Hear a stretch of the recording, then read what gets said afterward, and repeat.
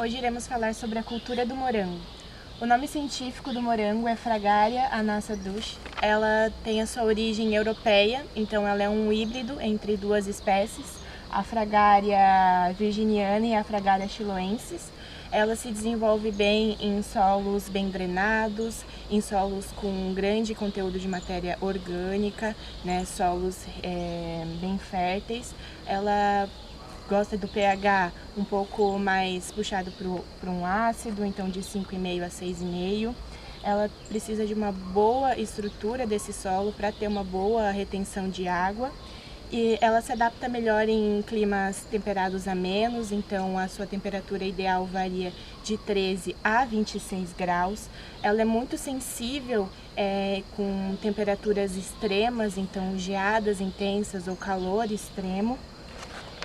E ela tem uma alta importância e uma alta demanda, ela tem um alto valor de mercado e ela gera também muitos empregos e também é muito importante para a agricultura familiar.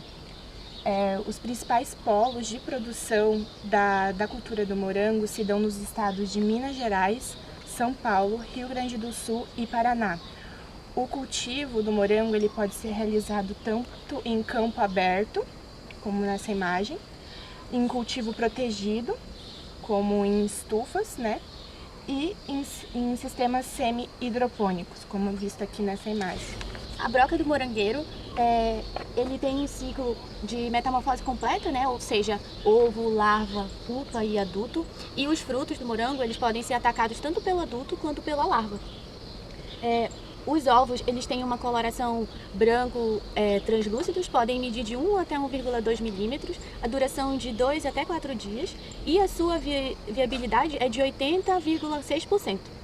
As larvas, elas têm umas características bem marcantes. A cabeça ela é um pouco mais amarronzada, o corpo ele é esbranquiçado, translúcido, mas com um tom avermelhado.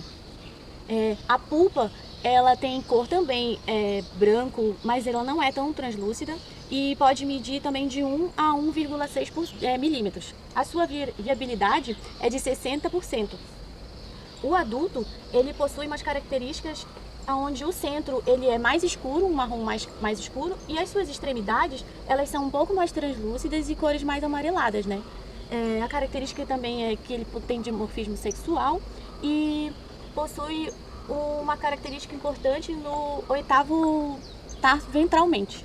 Os insetos eles são atraídos quando o fruto já está maduro, justamente pelo odor que o morango ele exala. E os picos populacionais dessa praga é de dezembro a janeiro, onde tem uma alta temperatura e uma maior produção. Os danos causados no fruto do morango, eles geralmente são as brocas, como o nome do inseto bem diz, onde eles são pequenos túneis circulares, que a larva e o besouro adulto podem estar causando. Existem perdas de até 20% na produção, onde ele se encontra entre umas pragas importantes da cultura do morangueiro. Os ácaros predadores são os principais insetos usados no controle da broca do morango, onde eles vão predar os ovos e as larvas presentes no substrato, sendo 3 ácaros predadores, sendo eles o ácaro vermelho, medindo 0,5 milímetros, o ácaro laranja, medindo 0,5 milímetros, e o ácaro branco, medindo 0,3 milímetros. E como controle indireto, temos o bicho lixeiro e a joaninha, onde eles vão predar larvas, cochonilhas e pulgões, que eles acabam causando injúrias no morango, e isso serve para a broca do morango acabar atacando a cultura. E além disso, também se faz o uso de culturas atrativas desses inimigos naturais, como funcho, margaridas, cosmos e coentro. Então, em relação às estratégias de controle, não existe inseticida registrado para fazer o controle da broca do morangueiro, o L. insularis. Portanto, o controle ele visa reduzir a infestação da praga ali na cultura.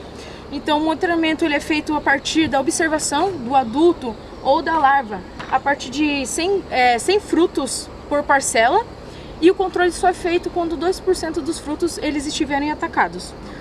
Então esse controle ele tem destaque ali na captura massal dos insetos e também no controle cultural. Para captura massal dos insetos, temos armadilhas do tipo pitfall, que são essas armadilhas enterradas na terra, como a gente pode ver aqui nas imagens, e essas armadilhas elas possuem um atrativo. Temos 2 atrativos recomendados. O primeiro à base do morango, né? São 300 gramas de morango amassado para 1 litro de água. E também temos um outro atrativo à base de frutas, que seria 2 maçãs, 10 pêssegos ou um cacho de uva para 1 litro de água, mais meio quilo de açúcar e 1,5 litro de cerveja, né? Essas armadilhas, elas podem ser tóxicas, como em muitos casos eles adicionam o inseticida maltol e também um inseticida microbiológico a partir dos esporos do fungo, Biovera baciana, ou elas podem não conter essas substâncias, né? Ou seja, não ser tóxicas. Esse atrativo, então, ele é reposto semanalmente de acordo com essa captura dos insetos. Já para o controle cultural, né, o manejo cultural, que seria ali práticas para favorecer a cultura e desfavorecer a praga, né? Entre essas práticas são fundamentais a higienização na lavoura, ou seja, fazer a limpeza, o descarte dos frutos podres ou aqueles lesionados ali. Fazer também a colheita do ponto ideal, quando os frutos eles estiverem com aproximadamente 60% da coloração vermelha. É interessante a gente retirar para eles não ficarem expostos ao campo. Fazer também uma frequência de colheita, ou seja, retirar pelo menos 3 vezes na semana esses frutos. Interessante também fazer o monitoramento da praga, ou seja, esporadicamente tirar algumas parcelas de frutos para observar se tem a larva ou o adulto. Também fazer o controle de hospedeiros alternativos, né? Retirar então as frutíferas em geral ao redor da cultura, porque na ausência do morango, a broca ela pode atacar ali a laranjeira, o meloeiro, o tomateiro e também o pessegueiro. Muito importante também fazer a rotação de culturas para quebrar esse ciclo da praga e fazer o plantio e a irrigação na época correta para conseguir manter o morango saudável, ter o estabelecimento da cultura e reduzir a podridão dos frutos.